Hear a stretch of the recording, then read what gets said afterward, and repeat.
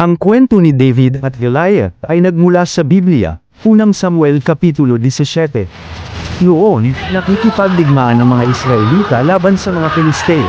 May isang higanteng mandirigma ang hukbo ng mga Filisteo na nagngangalang Goliath, na mahigit 9 na talampakan ang taas. Araw-araw, hinahamon ni Goliath ang mga Israelita na magpadala ng isang mandirigmang lalaban sa kanya ng isa sa isa. Ngunit walang sino man ang naglakas loob na humarap sa kanya. Dumating si David, isang batang pastol na nagdala ng pagkain para sa kanyang mga kapatid na nasa hukbo. Narinig niya ang hamon ni Goliath at sa kanyang pagtitiwala sa Diyos, nagboluntaryong lumaban. Nag-alinlangan si Hari Saul ngunit pumayag din at pinigyan siya ng gamitin. Gayunpaman, pinili ni David na lumaban gamit lamang ang kanyang tirador at 5 makinis na bato. Habang nililibak siya ni Goliath, ipinahayag ni David na siya ay lumalaban sa pangalan ng Diyos.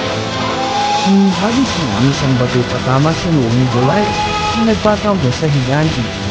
Pagkatapos, hinuha ni David ang mismong espada ni Goliath at hinihitin ang kanyang ulo na nagdala ng tagumpay sa Israel. Ang kwentong ito ay sinisimbolo ng pananampalataya, tapang, at kung paano kayang kaminin ng mahina ang malakas sa tulong ng Diyos.